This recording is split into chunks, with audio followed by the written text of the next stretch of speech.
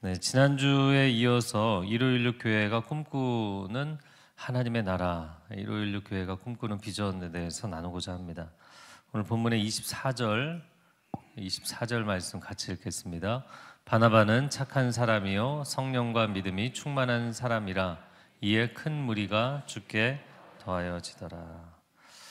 스데반의 순교를 기점으로 해서 흩어진 예루살렘 교회의 성도들이 이방인 지역까지 가면서 이방인들에게 복음을 전하게 되었고, 그래서 바로 이스라엘 지역이 이제 북쪽이죠. 안디옥에도 교회가 세워지게 됩니다. 지도에 보시면 이 안디옥은 인구 50만의 시리아 지역의 수도, 당시에 이제 로마 제국이 전체 지역들을 편성할 때 시리아, 주데아 이렇게 두 지역을 봤는데 시리아의 수도입니다. 네, 당시 로마 제국의 수도였던 로마가 인구가 100만이었는데 안디옥이 인구가 50만이었으니까 이게 굉장히 큰 국제 도시였습니다.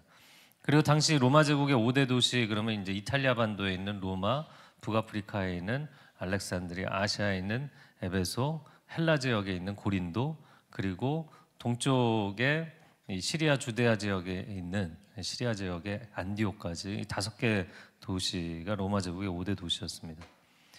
이런 대도시 안디옥에 복음의 역사가 불길처럼 일어나게 됩니다. 그러면서 바나바를 안디옥 교회 담임 목사로 파송을 하게 된 거예요. 근데 여러분 생각을 해보세요. 예루살렘 교회가 있는데 이 모교회에서 이런 이방인 지역에 교회가 세워지고 부흥했다고 사람을 파송했는데 12사도 외에 다른 사람을 파송한 첫 번째 케이스였어요. 그만큼 바나바는 상당히 존경받는, 신뢰받는 인물이었습니다. 사도행전 4장 36절 읽어보겠습니다. 구브로에서 난 레위족 사람이 있으니 요셉이라 사도들이 일컬어 바나바라, 번역하면 위로의 아들이라 하니.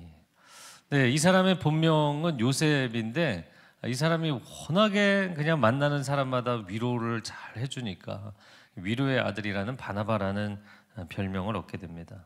게다가 바나바는 가난한 사람들에게 자신의 소유를 아낌없이 나눠주기도 했습니다. 사도행전 4장 37절 읽어보겠습니다. 그가 밭이 있음에 팔아 그 값을 가지고 사도들의 발 앞에 두니라. 구브로 출신이라고 했는데 구브로는 지중해에 있는 사이프러스 섬입니다. 이 섬 굉장히 큰 섬이거든요. 근데 그 섬에 아마 이제 가업으로 이어받은 땅이 있었던 것 같아요. 근데 그것을 팔아서 가난한 사람들을 위해 내놓았다. 그는 말과 혀로만 사랑하는 것이 아니라 행함과 진실함으로 사랑하는 사람이었습니다. 그뿐만이 아니었어요. 이 사도행전의 역사를 쭉 보면 청년 사울이 교인들을 박해해서 멀리 다마스커스, 다메섹까지 교인들을 색출하러 왔을 때, 근데 그가 이 사울이 부활하신 예수님 만나고 인생이 변화되잖아요. 근데 회심을 했는데 아무도 그를 만나주지 않았어요. 사도행전 9장 26절 7절 같이 읽겠습니다.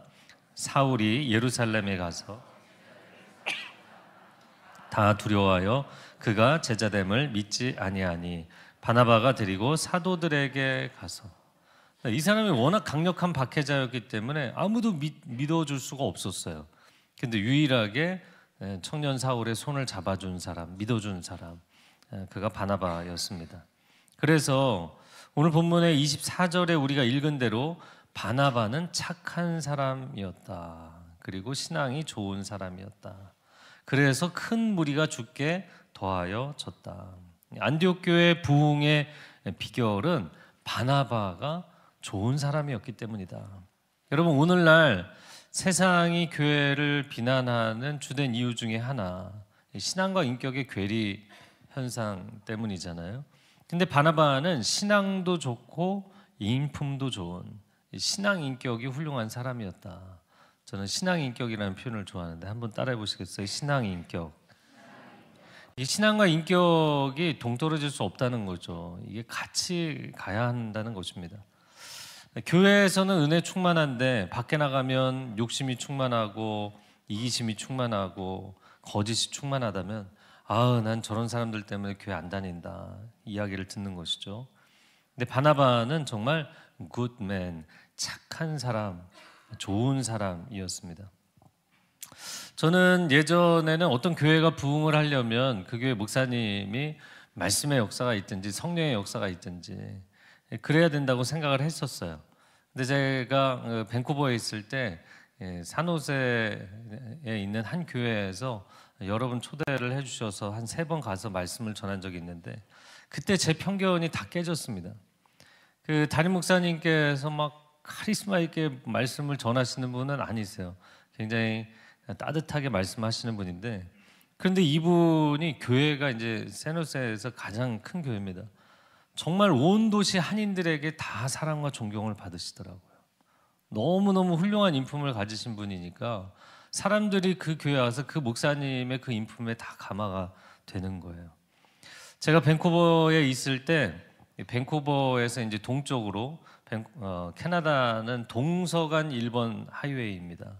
그래서 쭉 가면 이제 뭐 캘거리, 에드먼튼 지나서 이제 토론토, 몬트리올 이렇게 가는 거거든요. 근데 밴쿠버에서 한 1시간 동쪽으로 가면 서리, 랭리, 아보스포드라는 지역이 나와요. 주로 인도 사람들이 농장 많이 하는 지역인데 거기서부터 그 1시간 거리에서 오시는 성도님들이 계셨어요. 근데 그 아보스포드에서 오시는 분들은 다 이구동성으로 한 분을 칭찬하는 거예요.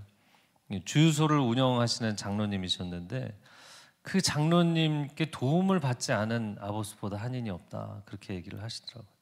그래서 교회를 떠났던 사람들, 교회를 한 번도 나가보지 않았던 사람들이 다 그분 얘기를 하면서 그분은 정말 예수님 같은 분이었습니다. 예수님을 제가 만나본 적은 없지만 정말 예수님 만난다면 이분 같은 분일 겁니다. 저는 그분 때문에 교회를 다니게 됐습니다. 그런 얘기들을 하시더라고요. 여러분, 1516 교회는 어떤 교회가 될 것인가? 우리가 정말 한국 교회를 다시 살리는 이 부흥을 위해서 교회 개척을 한다고 할 때 예수님을 닮은 목회자, 예수님을 닮은 성도들을 세워가야 될 줄로 믿습니다. 이것이 진정한 복음의 역사, 이것이 진정한 성령의 역사이기 때문입니다. 바나바와 같은 성도가 되는 것. 자, 이어지는 25절 한번 같이 읽어볼까요? 시작. 바나바가 사울을 찾으러 다소에 가서. 지도를 보여주시면 안티오커스에서 서쪽으로 12km를 가면 길리기아 다소가 나옵니다. 로마 제국 당시에 교육 도시로 상당히 유명한 곳이었어요. 그 사울의 고향 다소에 가서 그를 동역자로 초대합니다. 왜냐하면 안디옥 교회 성도들은 많아졌는데 이 사람들에게 말씀 양육을 잘 하고 싶은 거예요. 자, 사울이 박해자였다가 개종을 했다는 건 모두가 알고 있죠. 그런데 아무도 그에게 동역의 손길을 내밀지 않았어요. 그게 좀 이상하다. 제가 어제 이 말씀을 준비하면서 이렇게 묵상을 해보니까 그랬던 것 같아요. 이 사람이 정말 교인들을, 예수 믿는 사람들을 감옥에 투옥시키기도 하고 사형도 시키고 엄청 무서운 박해자였거든요. 근데 이 사람이 변화되고 나서 말씀을 정말 탁월하게 가르치는, 왜냐면 원래 바리새파 교육을 받은 사람이잖아요. 구약 성경이 그냥 여기에 인덱스가 다 있는 사람이거든요. 그러니까 말씀을 워낙 탁월하게 전하는 사람이 되니까 그리스도인들이 좋아하는 게 아니라 싫어했던 것 같아요. 야, 저런 인간이 또 저렇게 변해갖고. 그래서 그가 다소, 자기 고향에 가서 사역을 하는데 이 다소에 머물렀던 기간을 10년으로 추정합니다. 10년 동안 아무도 와서 함께 일하자고 한 사람이 없었어요. 그런데 바나바만큼은 생각이 달랐습니다. 왜냐하면 바나바는 자기 자신의 장점과 단점을 아는 사람이었어요. 바나바에게는 위로의 은사가 있었지만 사울에게는 티칭의 은사가 있었거든요. 바나바는 헬퍼십이 강했지만 그러나 사도 바울은 리더십이 강한 사람이었어요. 그래서 바나바는 전혀 그를 미워하지 않고 손을 잡고 나를 좀 도와줘야겠다. 안디옥 교회 이 많은 성도들을 말씀으로 양육해달라, 이런 요청을 했던 거죠. 제가 밴쿠버에 갔을 때 그 밴쿠버 교계 제일 어르신 목사님 찾아가서 인사를 드린 적이 있어요. 근데 인사드리러 간 자리에서 2시간 동안 혼났거든요. 왜 온누리교회 같은 대형 교회가 여기까지 왔냐? 여기 있는 작고 어려운 교회들 좀 도와주면 되지. 왜 여기까지 와서 우리를 힘들게 하냐. 제가 갔을 때 밴쿠버 온누리 교회가 한 1년 9개월 된 교회였는데 밴쿠버 그 교회 한인교회 연합회에 적도 올리지 못하고, 그리고 한인 상가회 그 잡지가 있거든요. 잡지에 업종별로 광고를 하는 뭐 교회들도 광고를 많이 하는데 그 잡지에 광고조차 내지 못하는 교회였어요. 그만큼 아무도 이제 받아주지를 않았던 거죠. 그런데 어느 날 모르는 전화번호에서 전화가 온 거예요. 전화를 받아보니까 어떤 목사님이 저를 오늘 만나야겠대요. 그러면서 이 밴쿠버, 그레이터 밴쿠버가 굉장히 큰데 그 중간에 이제 브로드웨이 스트리트라고 있어요. 그 브로드웨이 스트리트에 있는 맥도날드에서 만납시다. 나 오늘 여기 나갔다가 분변을 당하는 게 아닌가. 그래도 나갔어요. 근데 이분이 갑자기 저한테 고백을 하시더라고요. 나도 그동안 이상준 목사 많이 미워했다. 그런데 예수님이 기도하는 가운데 이 목사 미워하지 마라. 그동안 미안했습니다. 그러면서 저한테 미안하다는 얘기를 하시는 거예요. 제 그 장신대 신대원 저보다 기수도 훨씬 높은 선배님이시기도 하고 또 밴쿠버 교회들을 정말 사랑하는 분이시거든요. 근데 그분이 저의 손을 잡아주셔서 제가 함께 목회자들과 교제할 수 있게 되고 또 교계 밴쿠버 안에서 교회 연합 부흥 운동을 할 수가 있었어요. 지금도 제가 형님으로 모시고 자주 뵙는 분입니다. 여러분, 우리가 하나님 나라 안에서 함께 동역자가 되고 한 가족이 될 수 있다는 게 얼마나 큰 축복인지 모릅니다. 26절 오늘의 마지막 절 같이 읽어볼까요? 만남에 안디옥에 데리고 와서 둘이 교회에 1년간 모여 있어 큰 무리를 가르쳤고 제자들이 안디옥에서 비로소 그리스도인이라 일컬음을 받게 되었더라. 아멘. 안디옥에서 제자들이 얼마나 예수 그리스도를 온전히 따랐는지 그리스도인이라는 별명을 얻기 시작했다. 자, 크리스찬이라는 뜻은 두 가지 의미를 갖고 있죠. 첫 번째는 그리스도께 속한 사람, 두 번째는 그리스도를 닮은 사람. 자, 우리가 예수님을 믿기 때문에 우리는 1번은 다 해당 사항이 있어요. 그런데 예수님을 닮은 사람이란 이 두 번째는 참 어려운 거잖아요. 제가 지난주에 시편 2편에서 나눈 것처럼 다윗은 자기 자신을 메시아라고 불렀습니다. 왜냐하면 자기가 기름 부어서 왕이 된 사람이기 때문에. 그러면서 성령의 감동하심으로 장차 오실 메시아에 대해서 예언을 했고 이제는 우리가 작은 메시아, 작은 구원자들이 된 것이에요. 왜냐하면 구원자 예수 그리스도의 이 복음을 전하고 나누는 사람이 되었기 때문입니다. 자, 그런데 오늘날 한국 사회에서 왜 교회는 세상의 신뢰를 잃게 되었는가? 첫 번째, 한 두 가지를 생각해 보면 첫 번째는 세속화 때문입니다. 교인들도 세상 사람들과 하나도 다르지 않다는 거예요. 오히려 때로는 더 심하게 돈 좋아하고 권력 좋아하고 향락 좋아하고. 그래서 여러분 이제 회식 자리에서 안 믿는 사람이 그래도 뭐 한잔 하십시오. 그래서 그렇게 강권을 해서 마시잖아요. 그럼 또 딴 데 가서 내가 만난 교인들 다 마셨다. 뭐 이렇게 또 얘기를 합니다. 내가 만난 장로님도 권사님도 다 마셨다. 그리고 또 어떤 경우에는 교회 다니는 사람이 더 열심히 하던데 넥타이까지 두르고 부어라 마셔라. 또 그런 제보가 심심치 않게 들어와요. 제보가 좀 안 들어오게 해주세요. 전혀 영적이지 못한 교인, 전혀 영적이지 못한 교회. 만약에 우리가 사교 모임이 필요한 것이라면 굳이 교회를 올 필요가 있나요? 그리고 영적인 모임에 가고 싶다.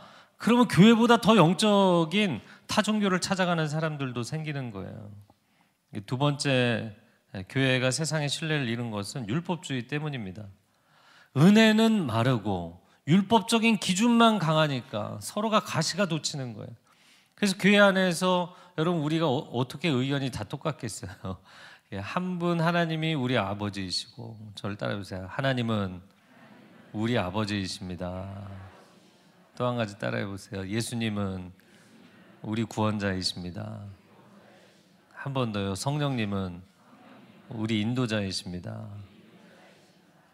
하나님에 대한 고백 외에는 서로가 배경도 다르고 생각도 다르고 문화도 다르고 다 다른 게 정상이에요. 그런데 율법적 기준만 남아갖고 서로 싸우기 시작하면 의견만 달라도 막 멱살 잡고 싸우고 설교하는 목사님을 끌어내리기도 하고 심지어 조폭까지 동원해서 주일마다 싸우는 교회들이 있거든요. 재산권 싸움, 주도권 싸움. 그러면 이런 교회 정말 실망스럽다. 그렇게 흩어진 양무리들을 이단 사이비가 또 채가고 이 사람들이 무신론에 빠지고 교회를 떠나게 되는 거예요. 예수님이 요한복음 13장 34절과 5절에 하신 말씀 같이 읽겠습니다. 새 계명을 너희에게 주노니 서로 사랑하라. 내가 너희를 사랑한 것 같이 너희도 사랑하라. 너희가 서로 사랑하면 이로써 모든 사람이 너희가 내 제자인 줄 알리라. 할렐루야. 여러분, 교인은 교회를 다니는 사람이잖아요. 그러나 그리스도인은 예수님을 닮은 사람입니다. 예수님께서 우리에게 권면하신 건 내가 너희를 위해서 생명을 내어주는 사랑을 한 것처럼 너희도 그렇게 사랑했으면 좋겠다. 그러면 너희가 어떤 노력을 하지 않아도 세상도 너희를 보고 와, 저들은 분명히 다르구나 이렇게 알게 된다는 거예요. 하나님, 우리가 예수님의 사랑으로 서로를 사랑하는 교회가 되게 하여 주옵소서. 하나님, 우리는 모두가 다 죄 많은 사람들입니다.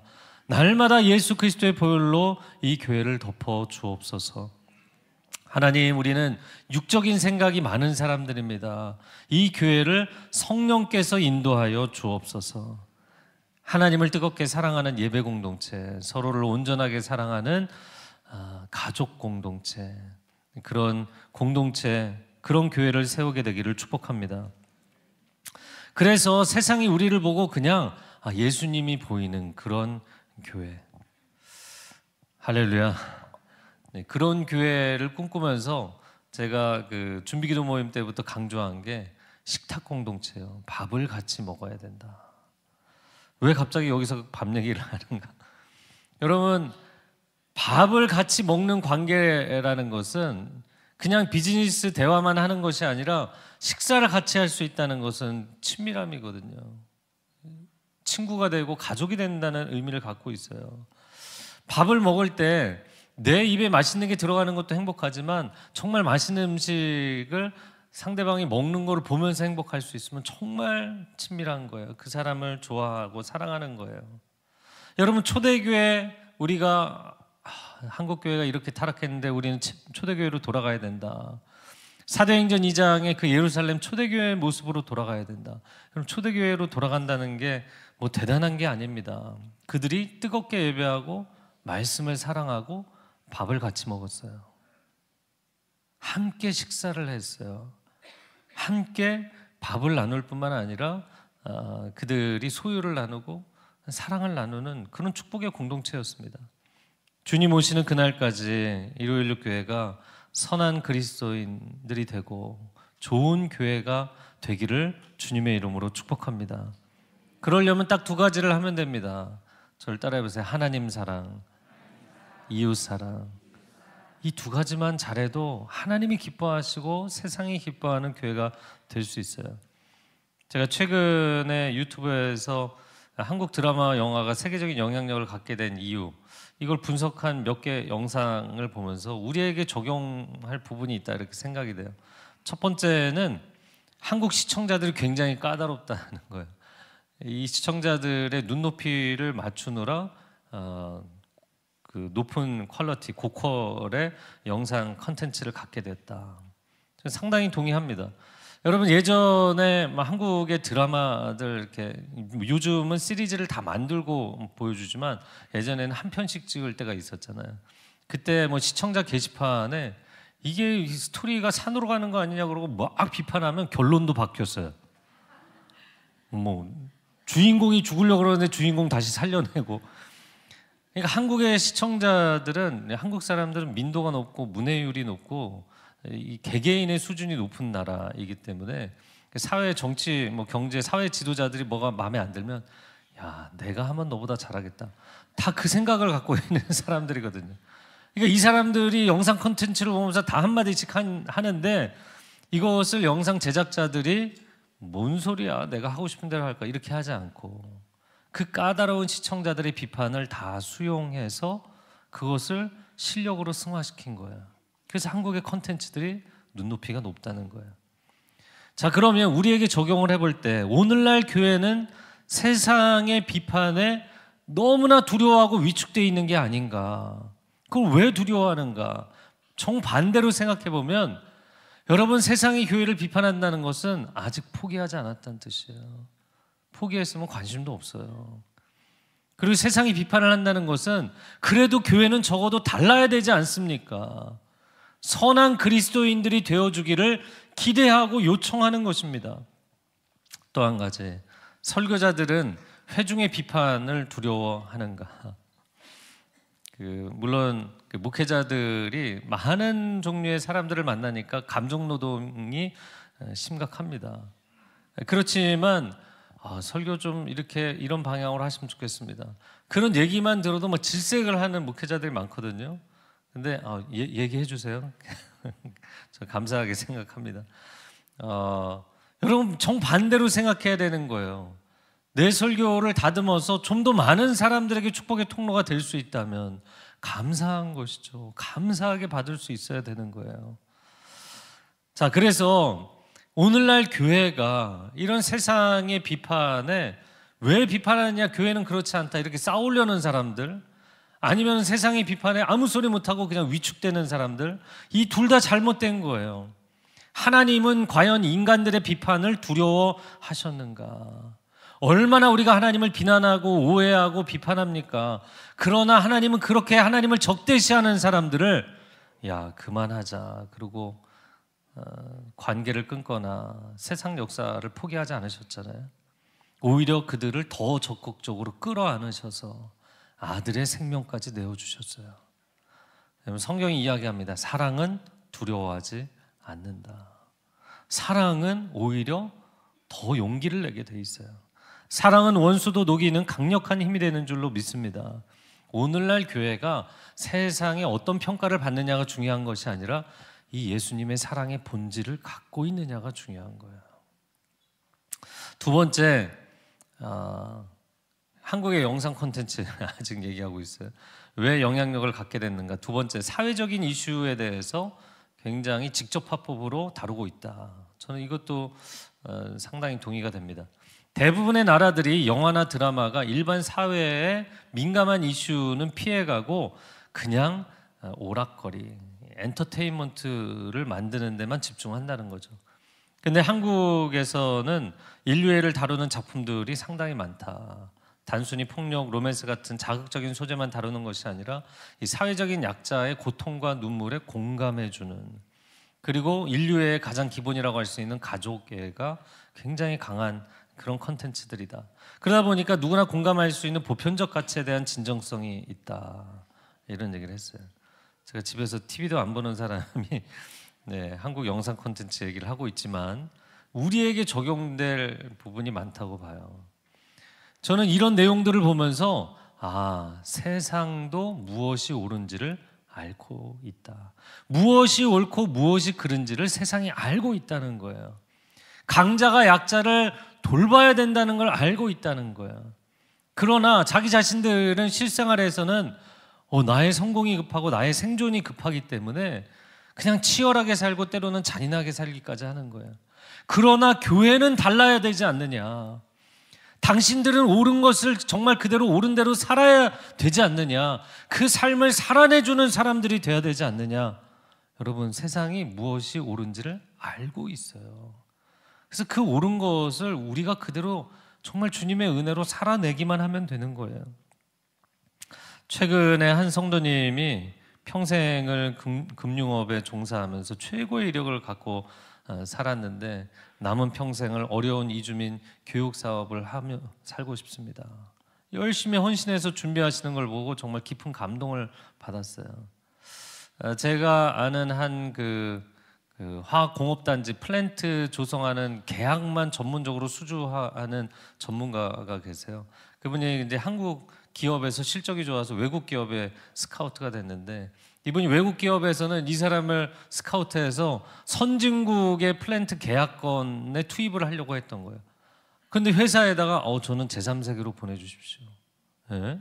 당신 그동안에 커리어도 있고 실력도 있는데 왜 그러냐.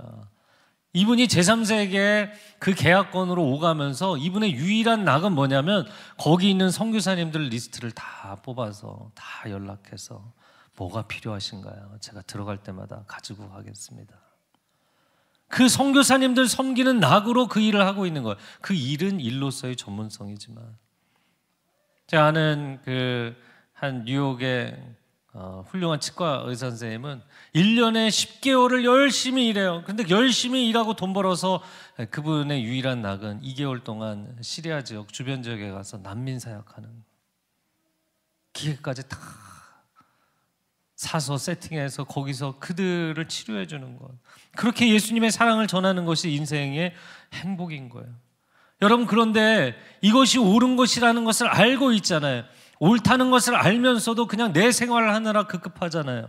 그리고 교회에서는 심지어 목사, 장로, 권사, 집사 사람들 줄 세우고, 여러분, 높은 자가 낮은 자를 섬겨야 된다는 건, 어른이 어린아이들을 섬겨야 된다는 건, 서로의 발을 씻기는 공동체가 돼야 된다는 것, 그것이 예수님이 우리에게 원하시는 교회의 모습인 줄로 믿습니다.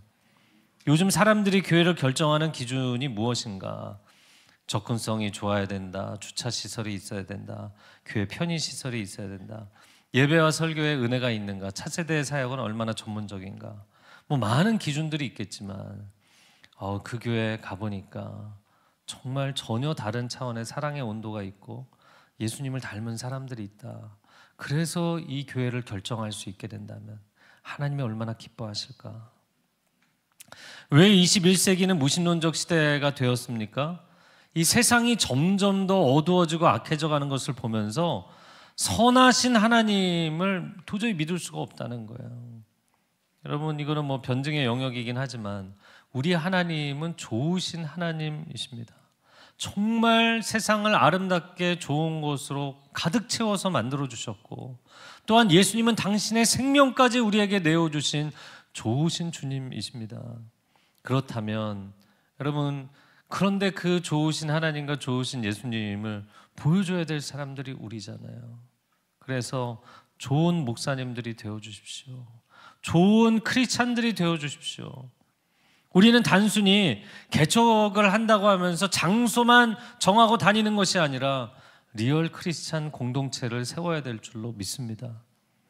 19세기에 인도의 펀잡 지방에 선교를 열심히 하셨던 조지 맥스웰 골든이라는 선교사님이 계세요. 근데 이분이 마을마다 다니면서 선교를 하는데 마을마다 언어가 다른 거예요. 사용하는 언어가. 그러니까 가는 마을마다 새 언어를 습득해야 되는 거죠. 그래서 한 번은 어느 마을에서 힌두교인에게 저에게 좀 언어를 가르쳐 주십시오. 이 마을에. 싫습니다. 제가 충분한 사례를 하겠습니다. 그래도 싫습니다. 아니, 왜 싫다고 하십니까? 그랬더니 제가 당신의 행적을 보니까 당신과 함께 다니면 모두가 당신을 좋아하게 되고 다 크리스찬이 되는 걸 봤습니다. 그래서 싫습니다. 그의 선함이 세상의 악함을 압도하는 선한 영향력이 있는 거예요. 여러분, 그런 선한 크리스찬들이 되어주시기를 축복합니다. 베드로전서 2장 9절 말씀 같이 읽어볼까요? 오직 너희는 택하신 족속이요 왕같은 제사장들이요 거룩한 나라요 그의 소유가 된 백성이니 이는 너희를 어두운 데서 불러내어 그의 기이한 빛에 들어가게 하신 자의 아름다운 덕을 선전하게 하려 하심이라. 제가 개역 한글로 읽은 것은 개역 개정은 선포하게 하려 하심이라 이렇게 바꿨는데, 전 이 선전이라는 단어가 너무나 잊을 수가 없어요. 우리는 걸어다니는 예수 그리스도의 선전판, 광고판이라는 거죠. 정말 나를 보고 예수님이 보이는가? 여러분, 우리가 오늘 바나바에 대해서 나눴습니다. 바나바와 같은 좋은 크리스찬이 되어주시기를 축복합니다. 그냥 그거 자체가 복음의 능력이에요. 복음이 정말 참된 복음이 우리 안에 있으면 복음은 폭발력을 갖게 돼 있어요. 결코 가만히 있지 않습니다. 그래서 우리가 좋은 크리스찬들이 되고 좋은 예배 공동체가 되면 우리가 뭔가를 계획해서 교회가 확장되는 것이 아니라 정말 하나님의 은혜의 역사가 흘러넘쳐서 경기도 전역에 정말 열방에 하나님의 나라를 세우는 교회로 쓰임받게 될 줄로 믿습니다. 1516 교회를 처음 개척할 때 사람들이 많이 질문했어요. 아니 여러 도시가 있는데 그 교회가 많은 분당에 왜 교회를 세우는 것이냐, 그렇게 질문하는 분들이 계셨어요. 그래서 교회가 아무리 많아도 교회를 안 다니는 사람들이 더 많습니다. 그렇게 이야기를 했고, 또 한 가지는 제가 이곳에 와보니까 그 전에는 생각을 못했는데 분당에 정말 좋은 교회들이 많이 있어요. 그리고 경기도권에서 가장 기독교인 퍼센테이지가 높은 도시더라고요. 20% 이상이에요. 그래서 하나님, 이 분당과 판교, 성남 지역이 거룩한 도시가 되게 하여 주옵소서. 한국 교회가 다시 한번 부흥의 반전을 일으킬 수 있다면 이곳이 영적 부흥의 진앙지가 되게 하여 주옵소서.